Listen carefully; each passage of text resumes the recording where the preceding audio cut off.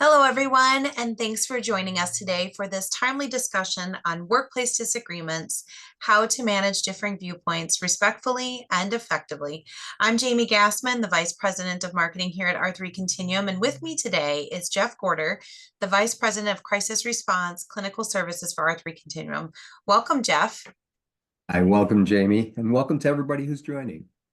Yes, and this is such a timely topic. We're really excited to bring this to everyone and talk through some solutions on how you can navigate it. Looking at the current environment, we're amidst another turbulent political season, and polarizing election views, along with other emotionally heightened views, can and are likely affecting your people and how they show up at work. So within the workplace, emotions can run high, and tense conversations, which can derail productivity and erode team unity, can happen. How can organizations be prepared to help employees maintain respect and cohesion, particularly in the weeks leading up to and after this year's election? Well, today we're going to share with you all how expert moderation can help increase mutual understanding, emphasize common ground, and allow for respect and civility to become the new workplace norm. So Jeff, let's start out by talking through what is the current environment in workplaces from what you're seeing this election year, because I know you participate in some of these facilitated discussions that R3 does. Talk a little bit about what you're seeing within the workplaces. Well, it's a bit of a loaded question because it depends on the week. I mean, this election season has been unprecedented in the amount of changes, uncertainty. If there's been one constant, it is the unexpected. That the unexpected is the only thing we can expect, and it's become an ever-present dynamic through this. Whether for many employees, the whiplash effect of these changes, from an assassination attempt on a candidate to candidate change to the emotional energy of both parties' conventions and even the debate that we had just a few days ago. All of this simply leaves many employees confused, uncertain, reactive, both positively and negatively to these events.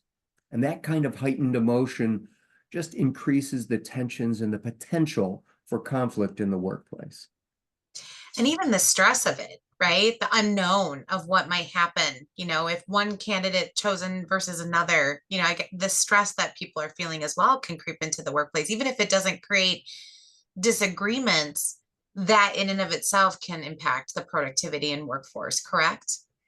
Exactly. And it's not as if life said, in this election season, we're going to take a break here and let that be the only thing you can focus on. No, of course, life goes on and other challenges, other stressors surround us. Context means everything. And so it's not just this, but it's this and all of the other cascading collective crises that surround us. Things such as geopolitical conflicts, the ongoing war in Ukraine, the escalating war in the Middle East between Israel and Hamas, things even that might seem distant, the contested election in Venezuela. And some of you may have seen that this week, the one who the U.S. believes is the one who won the election had to leave the country for their own safety. Now, you might say, well, that's distant and that's far from here. But for employees that are Venezuelan or that are South American or Central American, and for which these issues have profound impact, not just for them here in the States, but for their family and their communities back home.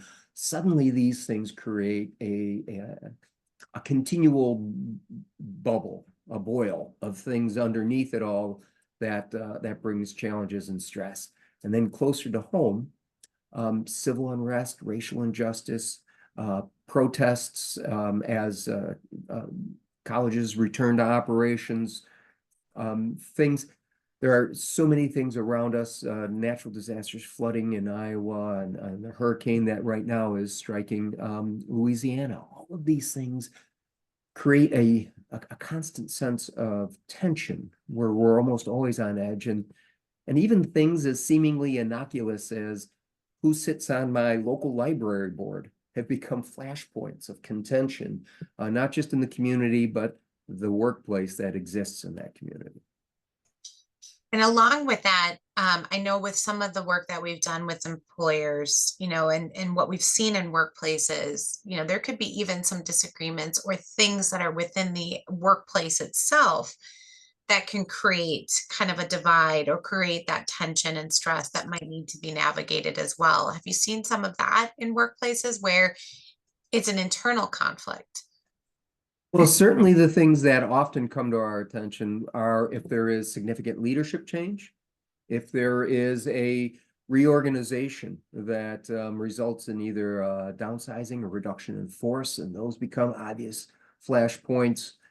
If there is in the an interesting one that we have seen beginning to emerge is the presence and the use of AI, of artificial intelligence. Many businesses are still, recognizing that, okay, this is a new tool and this could expand my business. But on the other hand, we are in effect operating in the wild west of a tech world right now, and many businesses aren't sure, is my data secure if I use AI, because AI in many platforms is a open source formatting. And so what does that actually mean?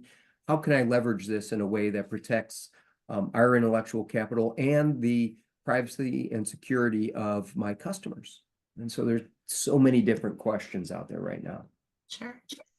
So looking at the workplace and looking at business leaders, what are some of the things that they should be watching for if there are disagreements or conflicts that are within that work environment so that they can mitigate that impact before it escalates?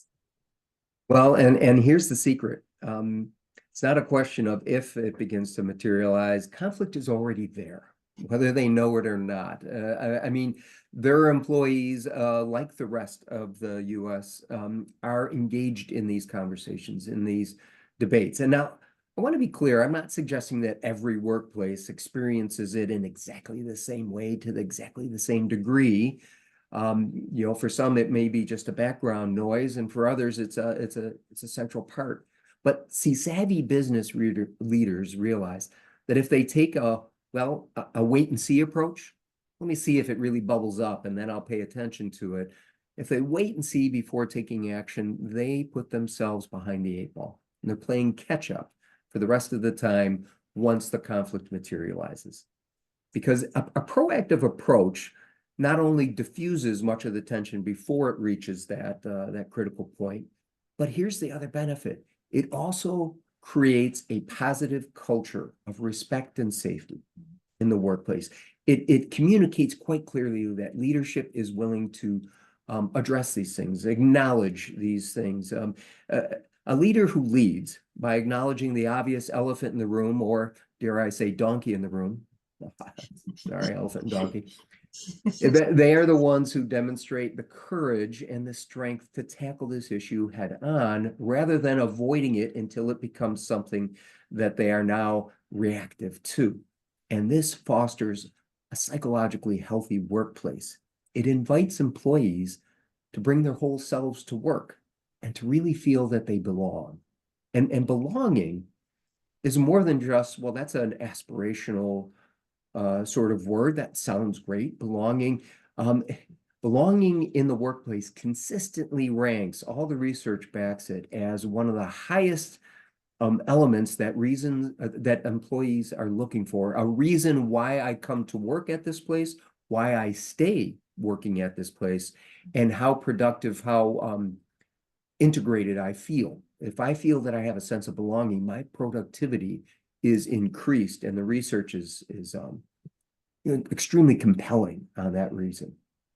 Yeah, I can imagine like being able to come to work and feel comfortable talking about your beliefs or opinions in a safe space can be really powerful for that employee to really know that people value and appreciate who they are as a person and from their perspective.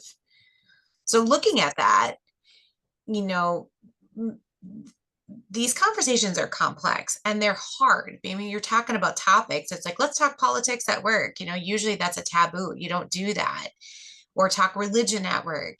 So how can a leader maintain that neutral perspective? I mean, should they be tackling this on their own how can they make sure that they mitigate kind of that opposing sides, having it turn into more of a bigger conflict, where they have good intentions of it being an opportunity for people to be heard, but then it escalates to something more than what they were anticipating.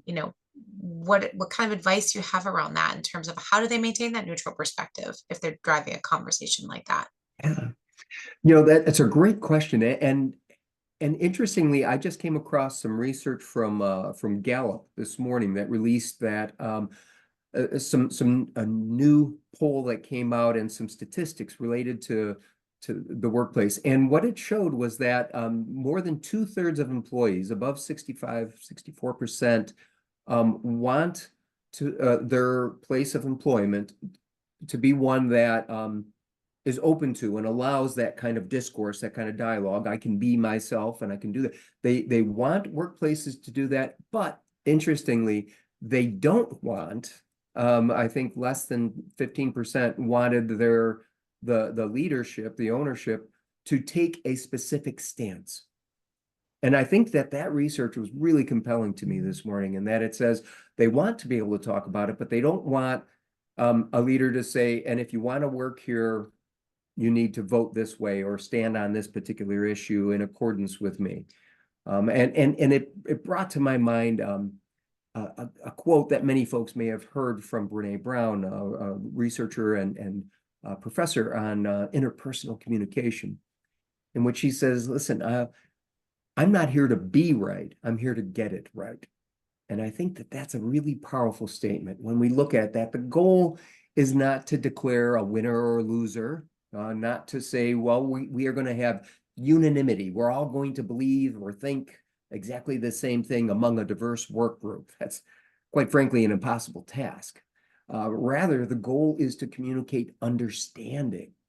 And again, this is something I need to dive in a little bit for. It's a core human desire to want to be understood, to feel that I was given the space and respect to be able to state my position, have it heard and acknowledged, even if the other person disagrees with me.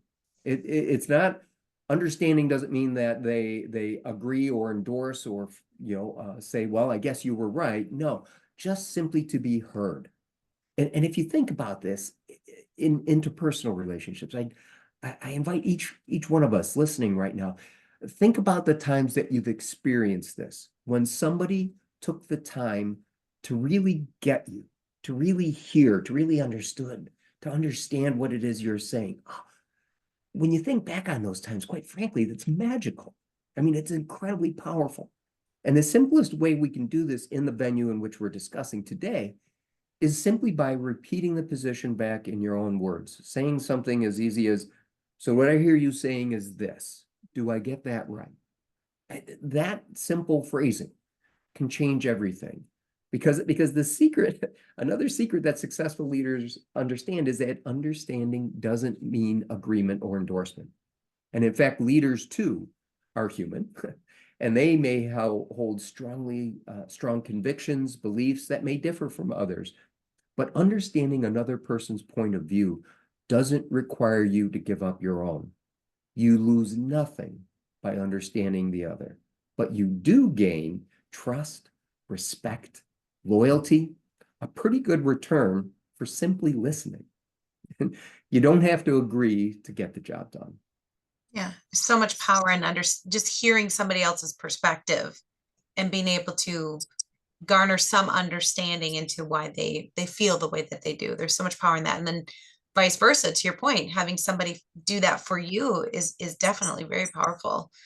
Um, you know, we talked a little bit about, that proactiveness of getting ahead of these conflicts within the workplace. What I want to kind of move into is kind of looking at it from a cultural perspective. You mentioned culture a couple times. So what are some of the best practice approaches to establishing a culture or organizational policies that set boundaries for appropriate workplace topics, conversations, and ultimately respecting their coworkers? Before you answer it, I was recently heard a panel of HR experts talking, and one made the comment about they shouldn't be bringing that to work. But what we know from the work we've done is that different generations have different opinions on what they should be able to talk about and not talk about within the workplace. So the time is here where people are bringing the things that once were not allowed to be talked about, or you just secretly just didn't talk about them in the workplace. So share with me some of your thoughts and kind of the best practice approaches that we would recommend to a workplace around how they set this as kind of that cultural norm. How do you draw those boundaries? How do you set kind of what employees should be modeling and following? No, again, a good question, because I've seen numerous examples of businesses that either set a strong rule. There's going to be no discussion of this in the workplace. That is, if it is, that's a disciplinary action, and that has rebounded on them, and that has had a backlash. Not only, first off, is that legally sustainable, but also that whole concept of creating a culture where I can be myself at work, that kind of rigidity flies in the face of that. It leads me to say, if they're going to have rules about this and other aspects, if they're going to control my very thinking, I think it's time to start looking for another job. So there are ramifications to trying to have that kind of rigid or rule-based sort of thing. Now, having said that, it is also true that most successful businesses have established HR policies and guided by state and federal labor laws that guide these same issues. There are guide rules, or guide rails that we can put up that help to structure it. There are rules and regulations regarding harassment in the workplace or a hostile work environment. Most places have HR policies about what can be displayed regarding political or religious or cultural affiliations. And so most businesses are able to establish some HR rules. And so I would strongly encourage leaders to go back and revisit what you have already established, and then remind leaders and line workers, these are the guidelines, just letting you know that that is a proactive step that they can take immediately, just simply to say, just want to remind everybody before things go any further, in the current context, here's what our rules and regulations are around that the policies can guide that and establish. It can reduce the tensions. But one other aspect that I think is a bit more, so that's kind of maintaining status quo. Something that speaks towards that, again, investing in a corporate culture that is a healthy culture. What can employees gather together? What can they agree on? And many businesses are finding tremendous success by leveraging the power of purpose. And what I mean by that is, take a look at your mission statement, your value statement. What is it why does this company exist? And I can't tell you enough that a mission statement or a value statement is more than just a corporate nicety. It actually matters. It's not just a placeholder on the website. It is a clarifying point, a focal point, and it can be a unifying force for the workforce. Being able to remind people why we exist. Is it to provide excellent service? Oops, I'm sorry. My automatic light switch, which said, well, he hasn't moved from his chair, so he must be gone. Apologize for that. But the mission statement, again, are we there to provide excellent service, to produce a quality product? And it also reminds employees, this is the means by which you provide support for yourself, for your family, for your loved ones, allowing you to live your life outside of work. So let's make that the focal point. It's a rallying cry. Why do we exist? That's the mission statement. That's the value statement. And businesses that have leveraged the power of purpose, reminding people why we gather. I'm pretty sure there are very few mission statements that say one of our core, our core focus of why we exist is to provide a convenient venue for people to debate the critical issues of the day. There may be some that exist with that, but most businesses That's probably not what guides them. And so being able to remind people why we're here and why we do what we do provides a point of agreement. Again, you don't have to agree to get the job done. Let's get the job done. Perfect. That's great. That's great information around kind of the cultural structure. And you think of some of these conversations, and we've seen a number of them have popped up where they didn't go quite well. Um, and there's a lot that can be done internally that can go good, that an employer can do. But what are some of the benefits from your perspective when you look at these conversations being driven by maybe an outside third party who's not working in the workplace to facilitate that conversation in a safe way? What are some of the benefits that come from that? Sure, sure. Well, and I get it. For some organizations that may be struggling with these issues, or perhaps have a history in which these kinds of things have blown up before, leaders might be saying, "Are you kidding me? You want me to intentionally talk about these things?" But again, I remind you, they're already talking about it. They're talking about it right now, but without any guidance, without any facilitation, and in all likelihood with you in the crosshairs. So it makes sense to be able to say, bringing in an independent, neutral third party often is a way to interrupt that cycle of suspicion, of acrimony, and it presents, again, a neutrality to help get the organization unstuck and refocused back on the mission that I mentioned earlier. And that shouldn't seem like a unusual or odd thing to do, because think about how many other areas of business functioning do we bring in trained experts, specific people with specific talents and skills and resources to help us achieve our goals, whether it's IT, whether it's accounting, whether it's other aspects. We routinely bring in experts to help us achieve a worthwhile business objective. And in this case, bringing in a trained facilitator to lead a discussion is a smart strategy in this complex moment. Great. So looking at that, and then we've seen it in the news. I know I'm based in Minnesota, and there's a couple news incidents already where some organizations haven't quite gotten some of those conversations right. So we know that sometimes the impact can even be reputational, or the press gets a hold of it. But what are some of the things that you've seen in the work that you've done where these conversations haven't gone very well, or weren't handled quite right, or addressed or handled poorly? What are some of the impacts to the actual workplace when that happens? Well, again, research is clear and is unanimous in its recognition that not dealing with these issues and letting them continue to foster or percolate directly impacts things like team cohesion, the ability to work together. It impacts morale, impacts innovation and creativity, because that's required.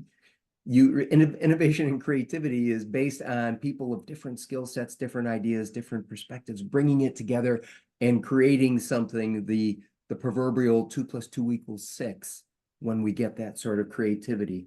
And so by not dealing with it, by ignoring it, ignoring polarization, if it's allowed to fester, all of those things have direct dollar impacts on things like hiring, on retention, on productivity, on profitability. And so it is costly to the employer, but not just to the employer if they ignore it. It's also true that for the employee, for each individual, it has profound impacts as well. And in fact, the APA, American Psychological Association, identified that political stress is a sort of variant of chronic stress, an actual diagnosable condition, and it can lead many, if unaddressed, lead many employees to be able to reporting a sense of fatigue, difficulty concentrating, increased irritability, the poor sleep. It begins to impact sleep, and increased vulnerability towards more serious or more significant diagnoses, potentially panic attacks, depression. And so it's something that is in the interest of the employer and the employee as well, to be able to say, we need to be able to talk about this in a way that allows us to coexist and get the job done. And so you kind of hinted a little bit at and mentioned a little bit about some of the impact on employees, but what is that impact on employees? You know, when they don't feel like they've got their voice heard, when they don't feel that value, when they feel like they can't talk about how they feel about something without having somebody being negative towards them, or that fear that they might be, even though it may not be an accurate assessment. You know, what is some of the impact on employees? I know in some cases we've seen where employees quit. They've left the company because it wasn't handled appropriately. So share with me a little bit, kind of some of that impact, both emotionally, maybe personally. Yeah. And exactly, I think you really touch on it, because um, as the workforce, as generations, the generational shift occurs in the workforce, um, let's say that it was and this is painting it with a broad brushstroke, but I'll own it because I'm at the very tail end of the boomers, that for boomers, the idea of talking about these things in the workplace was anathema. You don't do it. Why would you ever talk about this? It's true that now millennials and Gen Z and emerging, the iGen group that is emerging and beginning to enter into the workforce, that they would say, why aren't you talking about these things? There's been a shift, a profound shift, and an expectation that I'm going to be able to bring myself to work. And think too, I think that was really just hammered home during COVID and during the pandemic, because all of a sudden the work family that I had perhaps come to rely upon was disrupted. I was isolated. I was no longer able to interface with them. And that sense of isolation, that sense of loneliness continues. In fact, in last year, 2023, the US Surgeon General declared loneliness as an epidemic.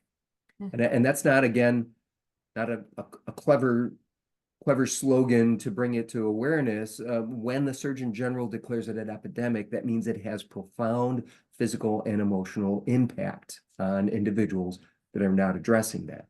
So all of that to say that if I don't feel I can bring myself to work, if I don't feel I will be understood, if I don't think I belong, that loneliness is only exacerbated. And as the Surgeon General said, that leads to a whole cascade of other profound negative impacts for that individual. And so not only do employees want to be able to know they can talk about things, they need to be able to talk about things for their own mental health as well as their productivity in the workplace. Okay. So now I kind of want to dive in a little bit. We've talked a lot about the purpose of needing kind of the opportunity for employees to have a safe space to talk about different, conflict resolution or difficult conversations or topics, whether it's political or something going on internally within the organization. We've talked a little bit about the impact. So let's walk me through how a facilitated discussion should work. You know, what does a good facilitated discussion typically look like? And share that with kind of our audience. They can kind of get a sense of how Sure. it should be demonstrated. Yeah.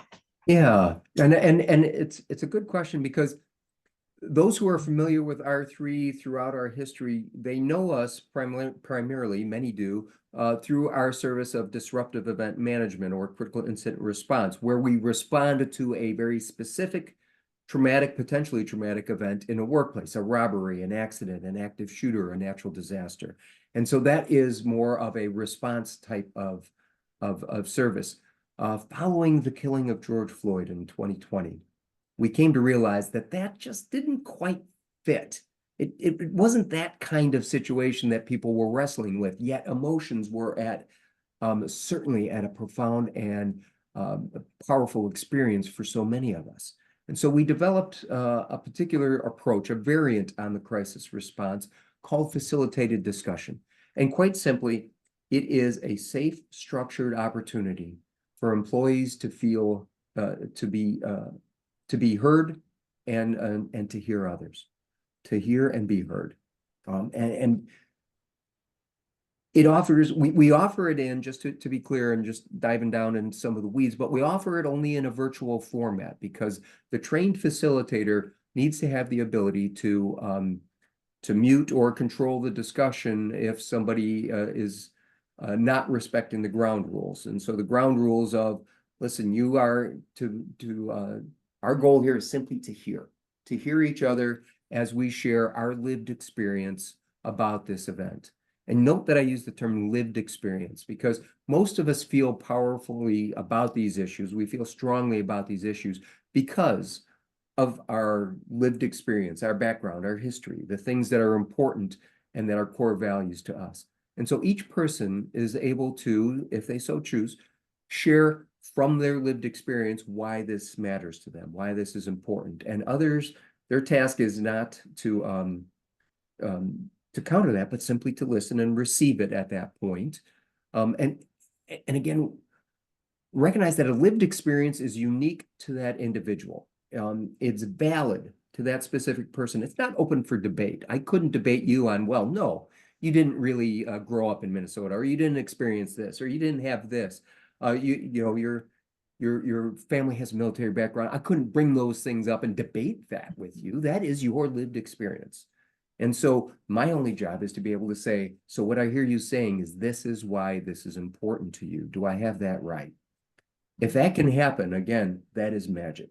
That is what brings a group together. I don't have to agree with you. I don't have to endorse that. I don't have to say, well, I guess you're right and I'm wrong. Remember, listening doesn't cost you anything.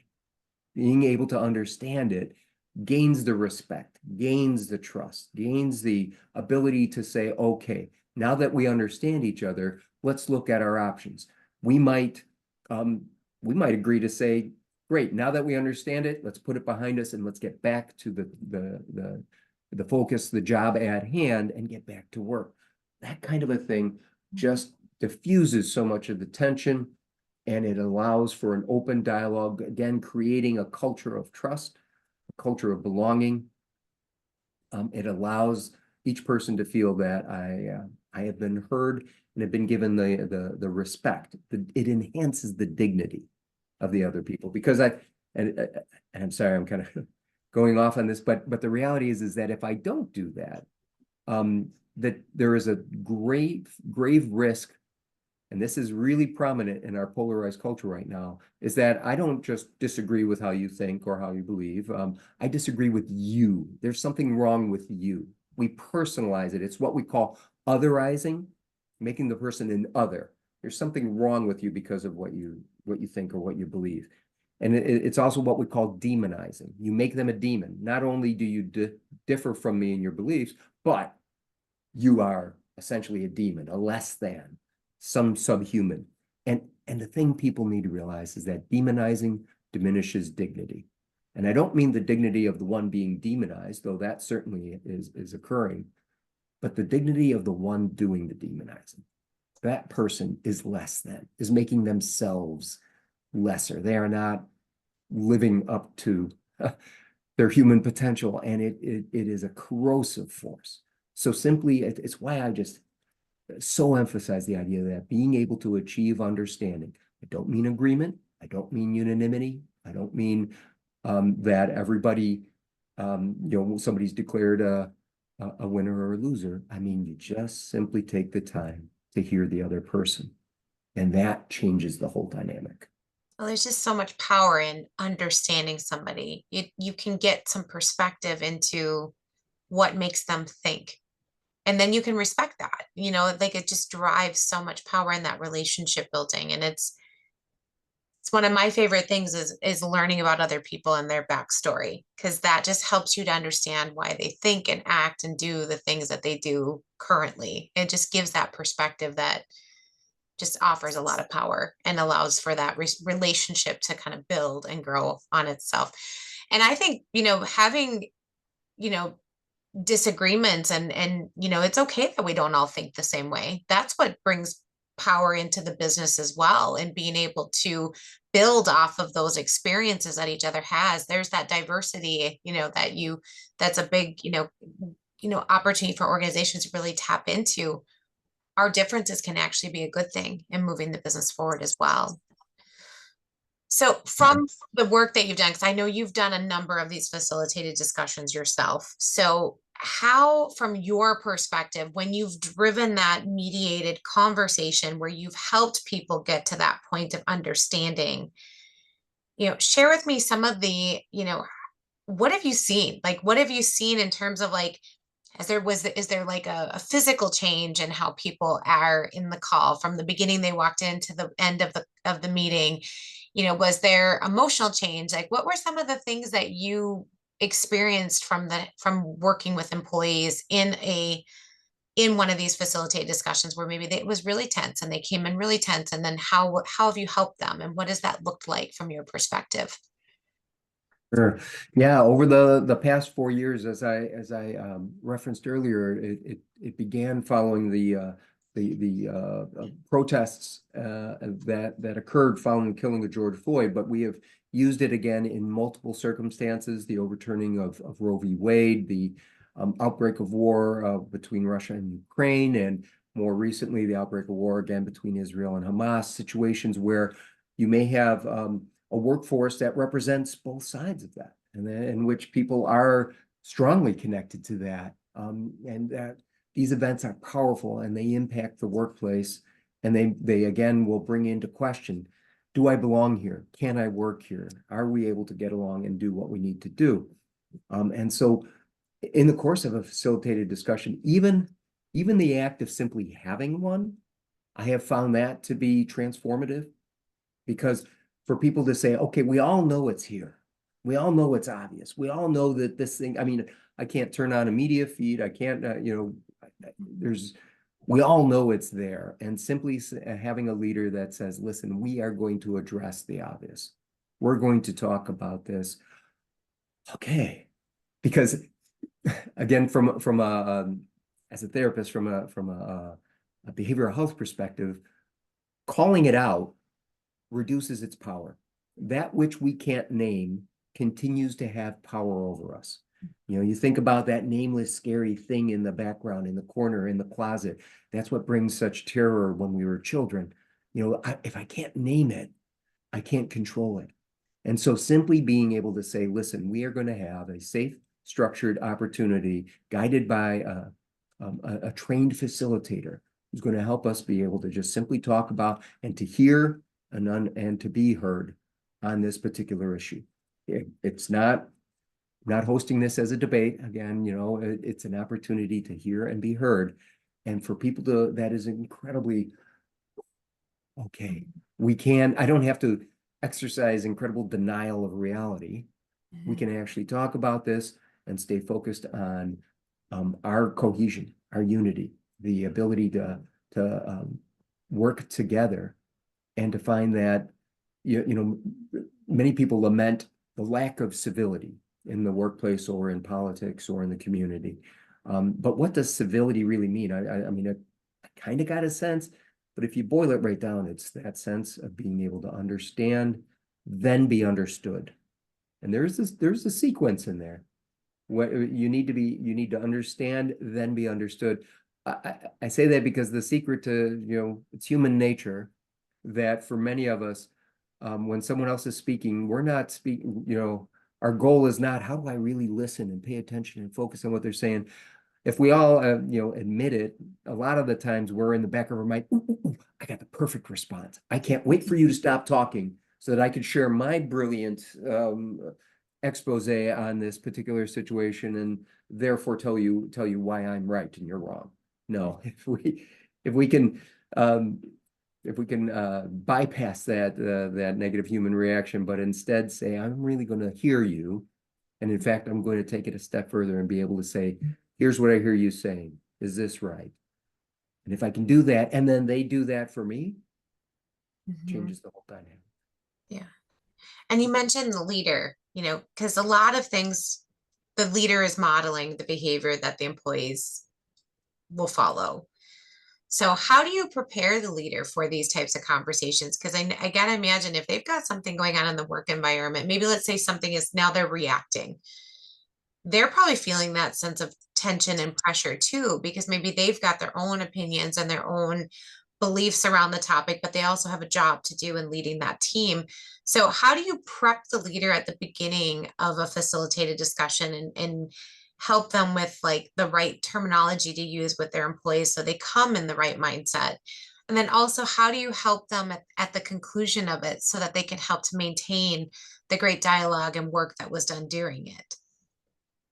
You know, we, as part of our process in setting that up, we also want to tailor it to each individual circumstance. I mean, the tensions are not uniform or off the shelf. And so we recognize in these complex situations, we're also encountering, you know, not just the issue that at present, but perhaps a history that of other things that may be unrelated to this, but still create a backdrop for why folks are going with this. Plus, you know, we may feel that it is more effective or strategic to have a facilitated discussion with line workers versus leaders, because again, for depending on the culture that currently exists in the workplace, I wouldn't necessarily want to say, okay, well, the leader's going to be sitting here while everybody else talks about it, and they're like, right, I'm going to tell you what's on my heart and why I'm wrestling with this in front of the person who has the power to fire me. Forget it.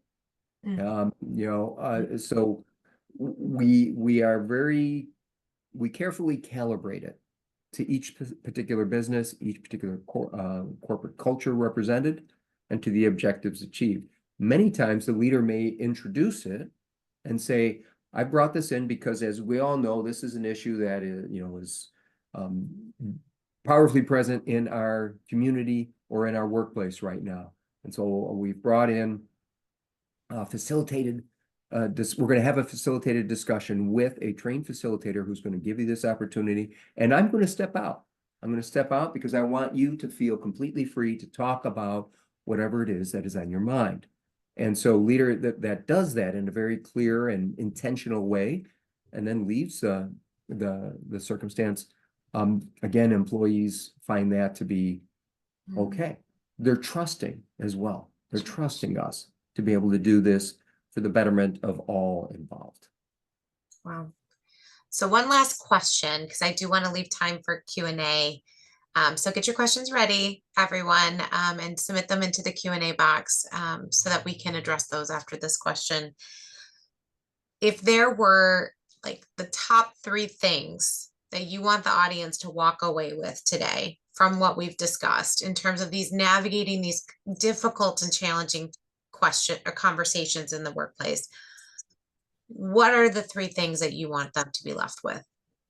That's a good point, to try and distill it. I would say a proactive approach is always the smart and strategic move, because these things are going to bubble up, and by the time you become aware of it, it's almost too late. So one, have a proactive plan in place. You know, second, recognize that understanding doesn't mean agreement or endorsement. If our goal, our objective through a facilitated discussion and as a leader with your other interactions throughout the workforce, seek understanding before being understood. I need to really hear that person, and when they know that they've been heard, then we're ready to move forward on next steps. And then the last one is that, again, if you are struggling with these things, recognize that a facilitated discussion is an already existing, safe, structured opportunity to be able to take this to the next step and diffuse those tensions in the workplace. Great. Oh, thank you so much for those insights, Jeff. I'm going to let the audience drive some questions into the Q&A box. And as people are submitting those, real quick, you know, if this is something you want to learn more about, we do have some resources in the resource tab that you can tap into. If you want to learn more about Jeff, there's a resource there for that. Also, there's an ebook that we released earlier in the last couple months that addresses some additional take and use kind of information around how to navigate these conversations. And during this, you know, turbulent time, but also in other times. I mean, election is one thing, but we've found that there's other situations that do warrant the need of some type of a facilitated discussion in the workplace. So if you're ever unsure, you do not need to navigate that alone. Just reach out to R3. We can certainly help you out with that. And you can find all those resources and additional resources at r3c.com. We've got a plethora of different blog options, podcasts, episodes, eBooks, and then also our solutions are on there too to learn more. So going to dive in. We've got some questions that have come in from the audience. I'm going to open those up. This is a longer question, so I'm just reading through it. Okay, having worked for an employer that opened the floor for political opinion input from its employees, I saw how it negatively affected harmony and morale, even causing divides within teams. How do you suggest walking the fine line between ensuring employees feel seen and heard while ensuring respectful conduct and opinions win the day? That's a great question. Jeff, you want to answer that? Yeah, I think, I can't speak to what to that particular circumstance, but my hunch is that what happened is that it was not the ground rules that we would establish in a facilitated discussion were not clearly articulated when that floor was opened, as they said.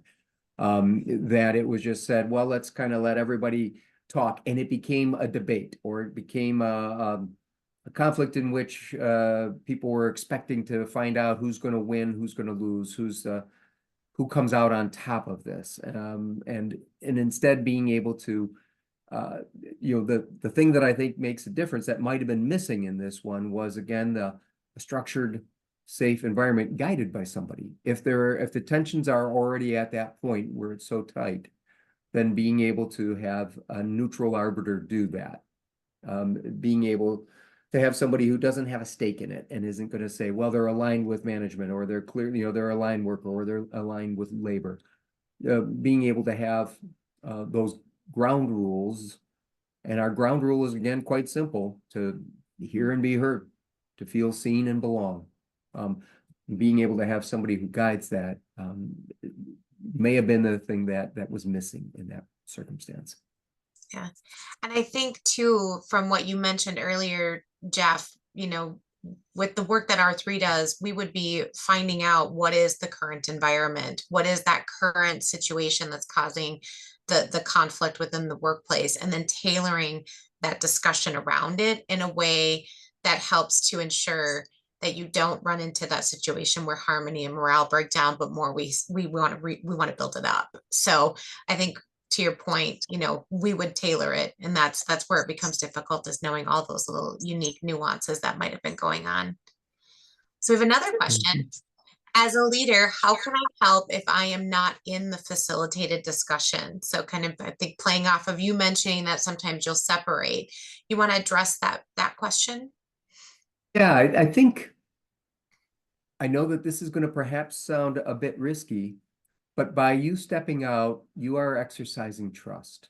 You are saying, I trust you. I am giving you the respect, and I am, confident of your ability to manage this. That again enhances dignity. That's treating them not as children who need to be sent to the separate corners. And, do I need to turn this company around if I hear one more, those sort of childhood things that made us feel demeaned and controlled. But as a leader, having a facilitated discussion and saying, and I don't need to be in this because I don't want my presence to be anything that hampers somebody from feeling free to talk about what they would like to talk about. So I'm stepping out. That act of trust increases their respect, increases their loyalty, their belief that this is in your authenticity as a leader. And I wonder too, with that, it creates a level of that support outside of it. They can keep driving the business forward. And I had a thought too that just slipped my mind, because that's just how it works in live TV, like webinar. But yeah, it allows for them to create that safe space for the employees. We did have another question that came up that's a general outline of facilitated discussion. So I wonder if somebody's looking for you to kind of do a general outline of how one of these discussions works. Probably from beginning of the consultation at the front end through to post. So one thing to know that at R3, we have what we call our response center, which is a 24/7 response center that is able to take calls from you across the US at any time zone. And so the response coordinators would be the first touch point and able to take your call, your concern, and begin to shape it. That would then, in all likelihood, follow with a consultation with one of our clinical leadership to be able to say, tell me a little bit more about the history. Are there other issues that I should be aware of? What are the focal points? How has it manifested itself at this point? So again, as we said earlier, to tailor it to the specific challenges facing that particular company at that time, based on both current dynamics and historical dynamics, or perhaps community context, community dynamics. It might not be. It may be some things that have happened, within the community didn't involve the company directly, but we all know and we all live in a particular environment. So being able to identify and shape those, then we would set the time. Typically, we arrange it for 1 hour. So the sessions last for about 1 hour. As I said, it is virtually hosted so that there is a guarantee of safety and a guarantee of being able to intervene if needed, if the ground rules were not respected. And the facilitator would start the session by reviewing those ground rules and reminding people of our objective of hearing and being heard, simply being understood, and then, or to understand and then be understood. And to open it up with some of the ground rules, I reserve the right to intervene and to mute if needed. Then it is opened up and people are allowed to talk from their lived experience as to why they feel strongly or why they feel passionately about a particular issue. And they're able to share that, and the invitation is made if anybody would want to try and articulate that in their own words, to be able to put in their own words to demonstrate their understanding. So what I hear you saying is this correct? And as people do that, it enhances that sense of understanding. Now, for some organizations, that might be a step. That might be an ambitious step or a step too far. And that's perfectly fine, because the facilitator themselves can do that, can articulate it and put it in words so that the person does feel heard, and thereby setting an example that hopefully will be carried on by the organization. And so folks have the opportunity to talk about that. The facilitator will guide that discussion, as I said, roughly about an hour. Some organizations have also, as part of the, let's say, the complete service, that they also provide an opportunity, again, virtually, for individuals to talk to that facilitator one-on-one, if they would prefer a more confidential or, a more anonymous type of operation, to talk with them without others being present. And so we have a one-on-one format that would also be virtual, that they could talk with them for a period of time. And so folks can have both the group experience and one-on-one as they so choose. And I remembered the thought I was going to make around the leader and how they could help if they're not in the facilitate discussion. Does R3 provide feedback to the leaders post facilitated discussion to say, here were some of the common themes heard, and here might be a way that you can help, support some of the things that were discussed and some of the understandings that were achieved within that particular discussion? Do you provide that kind of support post, which might get after kind of that question of how can I as a leader help to support that if I'm not in there? Might be that because I can't hear what people are saying, it doesn't allow me that insight, but does R3 provide that? Sure. So that's an option that the leader can request, and I specify it that way because again, some leaders might say, listen, I don't want to receive anything that could be construed as, yeah, you said it was confidential, and yet you're talking about the themes we talked about. Clearly, you know about this. Did you secretly record this? So there may be some who say, you know what, I'm going to trust the process. You tell me if it went well or not. You give me a thumbs up or thumbs down. But others might say, no, I would like and welcome that feedback.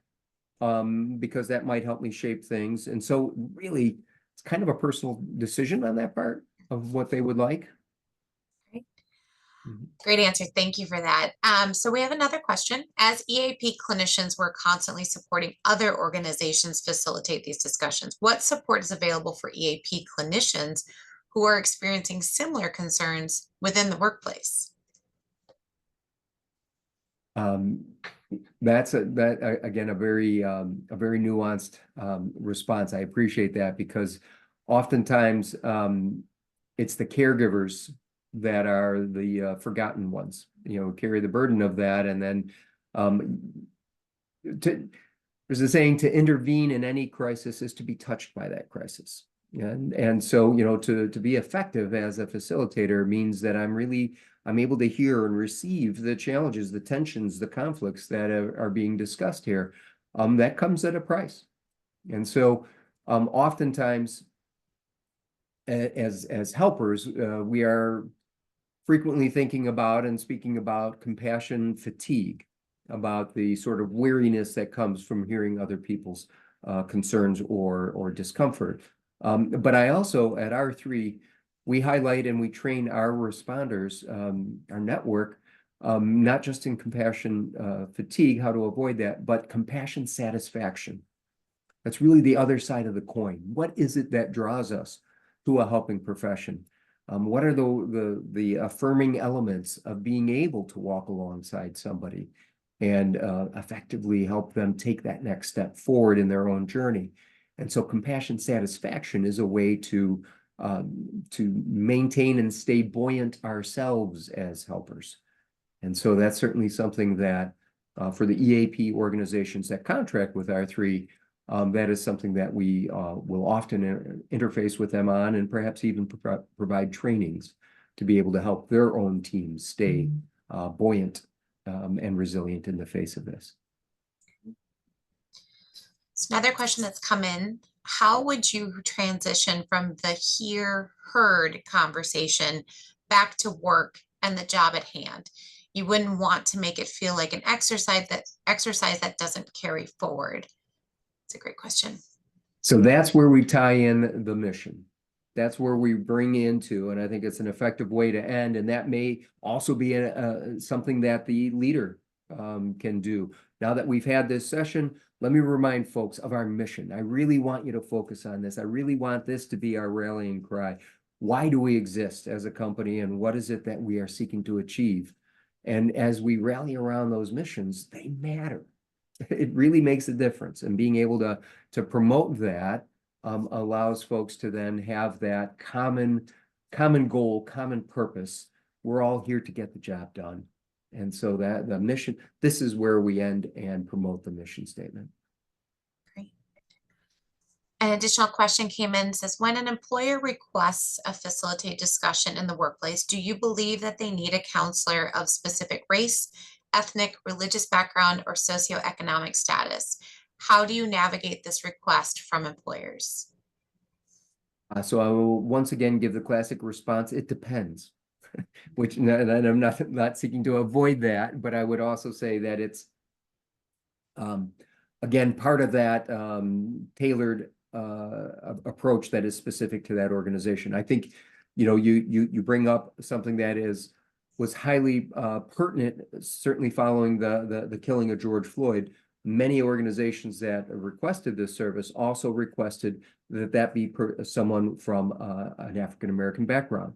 And it could be because the organization wants to have somebody that has that similar lived experience, because a significant population of their employees share that same experience. And so they're going to be able to say, here is somebody who is an arbiter who automatically understands, or at least has some generalized understanding of what we have gone through. Other organizations might say, well, you know, this was a thing that struck the African American community, so can we have a Black provider? Why? Is that we want to be very careful that it is not performative, that it is not something that says, well, we checked the box and we did this, so we're good to go, right? So again, we are very careful to make sure it is tailored and nuanced in the right way that does, first and foremost, cause no harm. but is something that is actually beneficial. We are at the top of the hour, just about. Actually, we just turned it to the top of the hour, and I want to be respectful of everybody's time as well as your time, Jeff. And thank you again so much for such great insights. I know we do have one last question. I'll ask it real quick. Those that need to drop off, we completely understand, but I want to be able to get this last question addressed live on the recording so that we can share that with you all afterwards. This is, how do you handle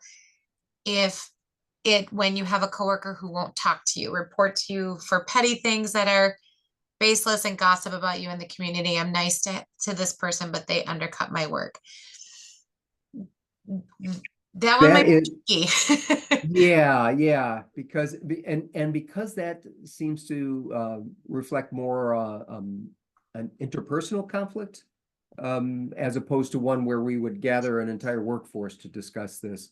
That wouldn't fall into a facilitated discussion. However, that is a service that, if your organization has an employee assistance program, most EAPs do offer that as a consultative service to be able to say, I'm struggling with my coworker. How can we coexist and work together? That would be an excellent service that your EAP is able to provide. So we'll go ahead and wrap it up. Just for everybody to know, there's resources again down in the widget tab that says resources. If you want more information on the facilitated discussion solutions or to get our useful tools and our ebooks, visit r3c.com. If you've got questions, there is a contact form on our r3c.com page as well. You can certainly submit any requests for more information or just to have a consultative meeting to kind of talk through things that might be going on within your workplace. And is there a situation or is it warrant for a facilitated discussion? We're happy to do those conversations as well. We thank you all for attending and joining us. And again, another thank you to Jeff. Can't thank you enough for your great insights and expertise. So thank you. And we hope the rest of you all have a wonderful day. Thank you all. Be well.